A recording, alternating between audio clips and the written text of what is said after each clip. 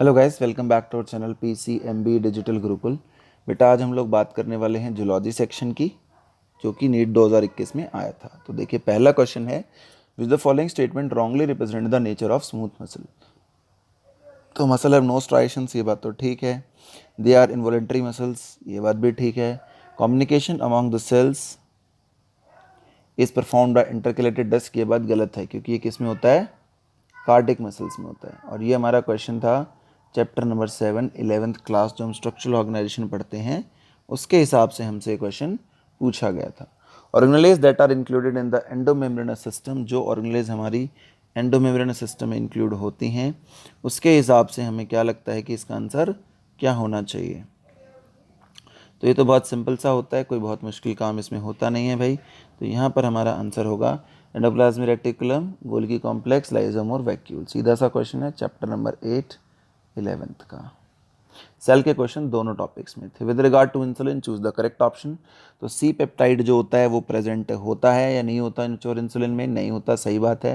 The insulin produce by RDNA technology, ये गलत बात है। The proinsulin has C peptide, yes. A and B are interconnected by disulphide bridges, yes. तो A C D का जो option हमारा है थर्ड, वो यहाँ पर ठीक है। और ये हमारा क्वेश्चन है चैप्टर नंबर 12th क्लास का। Venereal disease can spread through sterile या नॉन इन्फेक्टेड निडल से स्प्रेड नहीं करेगी। Transfusion of blood from infected person बिल्कुल हो सकता है इससे। इन्फेक्टेड मदर टू फीटस हो सकता है। किसिंग से पता नहीं को लिप किसिंग कह रहा है, क्या कह रहा है, तो ये हम नहीं काउंट करेंगे। यहाँ पे आंसर होगा B and C ओनली। 154 का 3। और ये क्वेश्चन हो जाएगा चैप्टर 4 12th।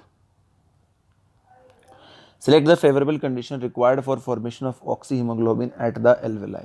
तो एल्वेलाई पे ऑक्सीजन ज़्यादा होना चाहिए, PCO2 होना चाहिए कम, हाइड्रोजन कम और टेम्परेचर कम। तो यहाँ पे आंसर हो जाएगा 1।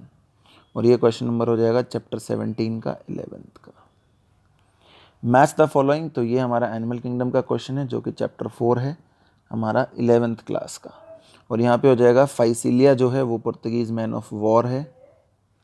लिमुलस जो है वो लिविंग फॉसिल है। एनसाइक्लोस्टोमा हुकवॉर्म है। और पिंक टडा पर्ल ऑयस्टर है। और अगर आप इस सारी इक्वेशन को मैच करेंगे तो यहाँ पर आपका आंसर होगा 3।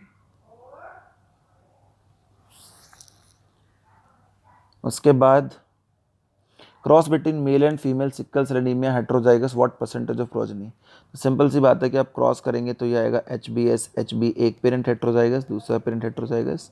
इसको पुनेट स्क्वायर से क्रॉस करेंगे तो, क्योंकि सिकल सेल एनीमिया एक कैसी डिजीज़ होती है, रिसेसिव डिजीज़ होती है। कैसे होती है, रिसेसिव ऑटोजोमल।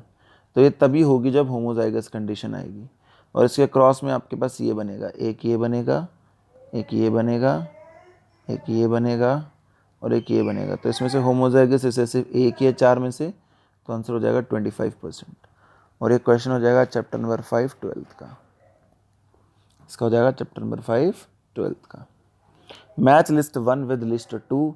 तो ये हर बार ही क्वेश्चन आता है, दिस वाज नथिंग न्यू, सब लोगों ने कर ही दिया होगा कि एस्परजिलस नाइगर जो है वो सिट्रिक एसिड कॉज करता है, एसिटाई एसिटिक एसिड, ब्यूटिलम butyric acid, lactobacillus lactic acid. बाकी 3 पता भी थे तो भी ये हो ही जाता, 142 भी पता होता तो।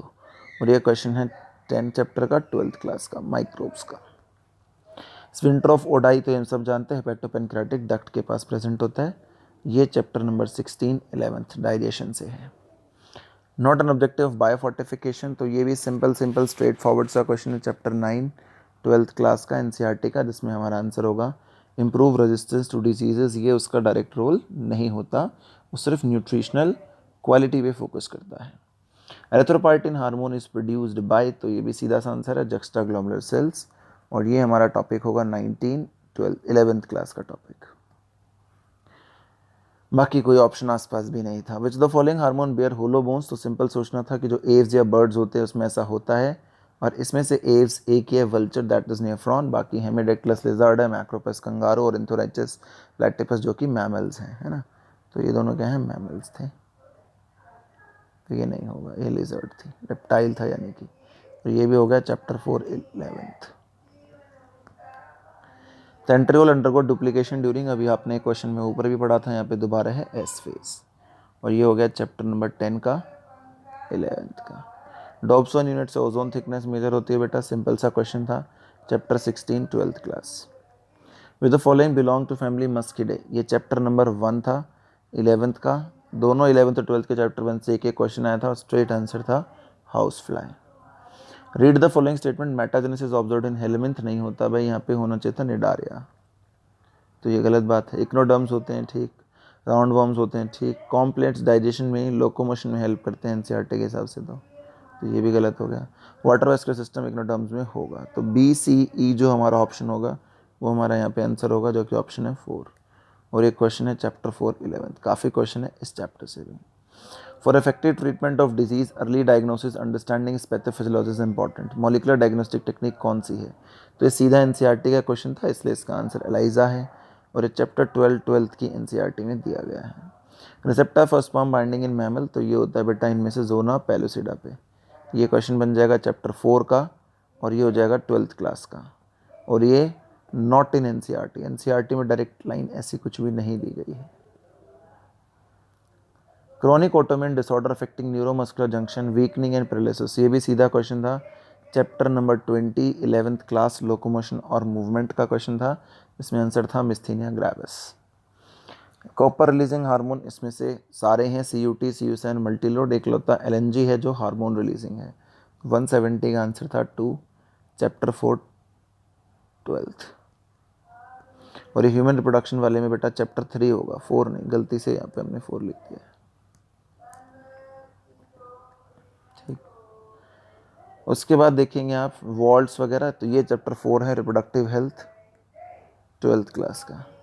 द वॉल्ट्स जो होते हैं वो एंट्री ऑफ स्पर्म सर्विक्स के थ्रू ब्लॉक करते हैं। IUD फेगोसाटॉस कराता है स्पर्म्स को।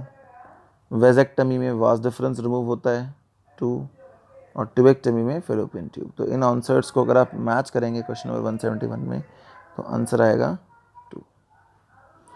मेटामेरिज्म किस में होता है, तो अभी आप थोड़ी देर पहले भी बात कर ही रहे थे कि मेटामेरिज्म जो होता है वो जनरली सिलेंट्रेटास में देखने को मिलता है या एनलिडा में, तो मेटाजेनेसिस सिलेंट्रेटा में और ये एनलिडा में, तो ये 3rd। कैनाल सिस्टम किस में होता है, पोरिफेरा में होता है 4। कॉम्प्लेट्स किस में होती हैं, टीनोफोरा में होती हैं 2, और नीडोब्लास्ट होते हैं सिलेंट्रेटा में। और अगर आप इन सब ऑप्शंस को मैच करेंगे तो आंसर होगा 3, और ये क्वेश्चन होगा chapter 4 11th। The fruit fly has 8 chromosomes in each cell, interphase में 8 हैं G1 पे, तो एस के बाद क्या होगा, सिंपल ध्यान रखना होता है कि एस फेज में क्रोमोसोम नंबर डबल नहीं होते, सिर्फ जेनेटिक मटेरियल डबल होता है। तो ये चैप्टर 10 11th का है, तो बाद में भी सेम ही रहेंगे, एस फेज में कोई क्रोमोसोम नंबर बढ़ता नहीं है। Doing the process of gene amplification, अगर टेम्परेचर ना मेंटेन किया जाए तो क्या नहीं होगा, तो एनिलिंग नहीं होगी, डीनेचुरेशन नहीं होगी। डीनेचुरेशन नहीं होगी क्योंकि सबसे पहले वही स्टेप होता है टेम्परेचर बेस्ड। ये हो जाएगा चैप्टर 11 12th क्लास। एडेनिन 30% और सीधी बात है ATGC, थायमीन भी 30 होगा, ग्वानिन और साइटोसिन भी 30 होगा, तो chapter 6 12th easy question to be done. इसी स्पीड से आपको एग्जाम में भी सवाल करने होते हैं, इसलिए हम फटाफट क्वेश्चंस कर रहे हैं। Which enzyme is responsible for conversion of inactive fibrinogen to fibrins, तो यहाँ पर आपका एक क्वेश्चन आएगा चैप्टर नंबर 18 से, ब्लड सर्कुलेशन से, और इसमें हमारा आंसर होगा थ्रोम्बिन। क्या आंसर होगा बेटा, थ्रोम्बिन। थ्रोम्बोकाइनेज जो होता है वो हमारा हेल्प करता है इसके नेक्स्ट स्टेप में, प्रोथ्रोम्बिन से थ्रोम्बिन बनाने में। सक्कस एंटेरिकस इंटेस्टिनल जूस को कहते हैं, सीधा डाइजेस्टिव सिस्टम का क्वेश्चन है, कोई मुश्किल नहीं है। आइडेंटिफाई द इनकरेक्ट पेयर, तो भाई अल्कलॉइड्स में कोडीन ठीक है, टॉक्सिन में हेब्रिन ठीक है, ड्रग्स में रिसीन ठीक नहीं है, रिसीन एक टॉक्सिन है, यहाँ पे आना चाहिए था विनब्लास्टीन वगैरह, तो यहाँ पे आंसर हो जाएगा 4।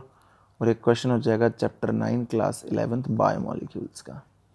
विच state of meiotic prophase shows terminalisation of chiasmata, direct question है और इसका आंसर होगा डाइकाइनेसिस, चैप्टर नंबर 10 11th। क्या आंसर होगा बेटा, diakinesis.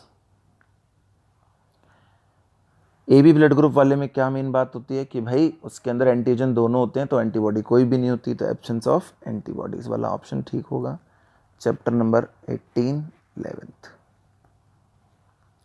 Specific recognition sequence identified by endonuclease to make cut, उसको कहते हैं palindromic sequence, chapter 11 12th। Primer sequence तो स्टार्टिंग में अटैच होते हैं मल्टीप्लिकेशन के लिए, ओकाजाकी जो डिसकंटिन्यूअस सिंथेसिस होती है रेप्लिकेशन में डीएनए की, और पॉली ए टेल सीक्वेंसेस वगैरह ट्रांसक्रिप्शन में ऐड किए जाते हैं पीछे, चैप्टर 6 में आप पढ़ सकते हैं बाकी के बारे में। The following is incorrect with respect to cockroach की गैस्ट्रिक सीखा होता है मिडगट और हैंडगट पे, जी नहीं, यहाँ पे होगा मेल्फिजन टिब्यूल्स, अगर सही बनाना है तो ये इसका आंसर हो जाएगा, ये हो जाएगा चैप्टर 7 11th। बाकी बातें बिल्कुल ठीक लिखी गई हैं। With the following RNA is not required for synthesis of protein, तो साइलेंसिंग आरएनए नहीं होता, बाकी तीनों जरूरत पड़ती है, तो ये हो जाता है चैप्टर 6 12th।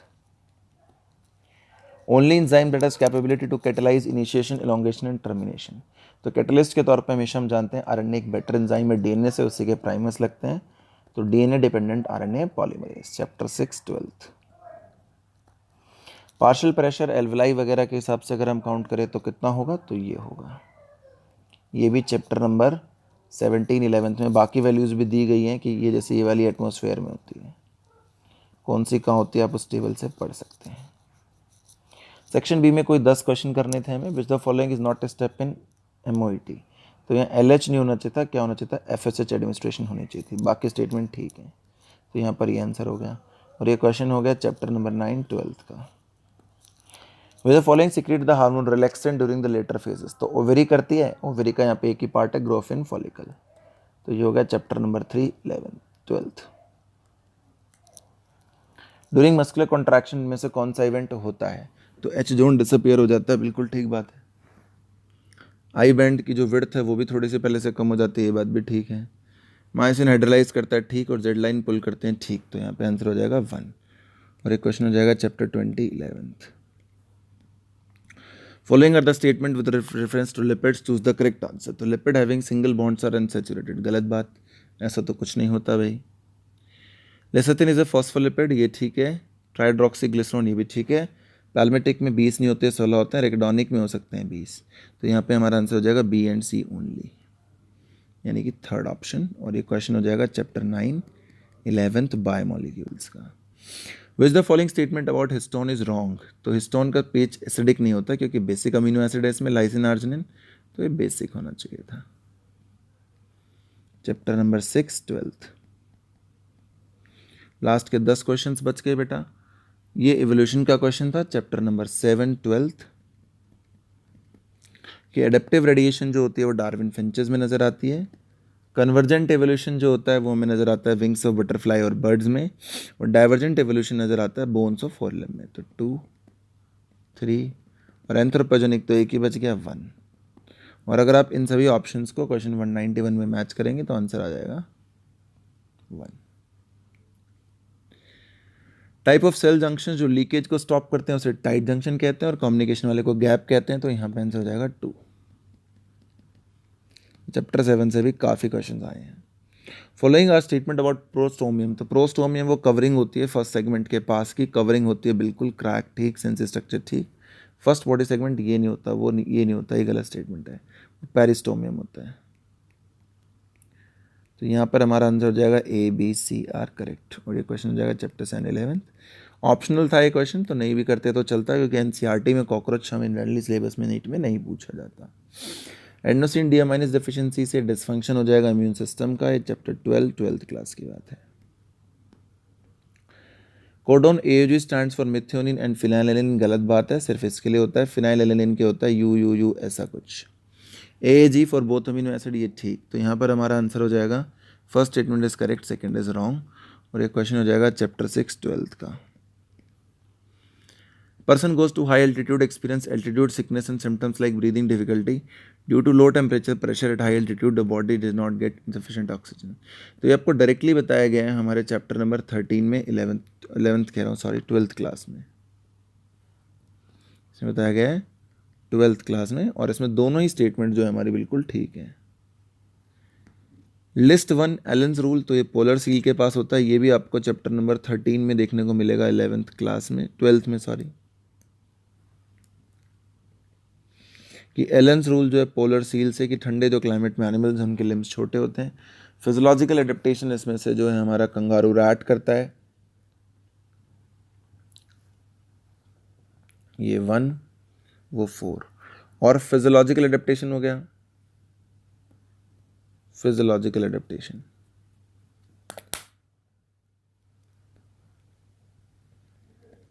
उसके बाद बिहेवियरल एडेप्टेशन जो होती है हमारी वो डेजर्ट लेजर्ड करती है, और बायोकेमिकल एडेप्टेशन करती है मेराइन फिशेस। और अगर इस आंसर को हम मैच करेंगे 197 को तो आंसर आएगा 3। और ये क्वेश्चन हमने बता दिया कहाँ का है ना। ये फिलेरियासिस वाला कौन सा है, तो ये चैप्टर 8 से है जो कि क्लास 12th का होता है। फिलेरियासिस विचेरिया बेनक्रॉफ्टाई कॉज करती है, इसमें हमें से किसी को कोई डाउट नहीं है, तो ये तो थर्ड ऑप्शन होना ही था। अमीबियासिस मेंटल वेस्टुलेटिका तो बी के साथ 4 होना ही था। निमोनिया में हीमोफिलस इन्फ्लुएंजाe, और रिंग वॉर्म में हो गया ट्राइकोफाइटॉन। और इसको अगर मैं मैच करूंगा तो आंसर आ जाएगा 2। Which is the not an important component of parturition, ये क्योंकि ये किसके लिए होता है जनरली, मिल्क सिंथेसिस के लिए, बाकी सब जरूरी है। स्कैपुला, लास्ट क्वेश्चन कि भाई जो स्कैपुला है हमारा वो ट्रायंगुलर फ्लैट बोन है। क्रेनियम जो है हमारा वो फिब्रस जॉइंट है, ये भी एनसीईआरटी का क्वेश्चन है। स्टर्नम फ्लैट बोन है और वर्टेबल कॉलम में कार्टिलेज जॉइंट होते हैं। तो ये हमारा होता है चैप्टर 2011। तो हमने देखा कि बहुत सारे क्वेश्चन जो हैं हमारे इस बार आए हैं, और कुछ चैप्टर्स ऐसे भी हैं जिससे कोई भी क्वेश्चन हमसे डायरेक्टली नहीं पूछा गया है। So thank you so much for watching the whole video, friends. Please subscribe to our channel, keep supporting us, do like and share our videos.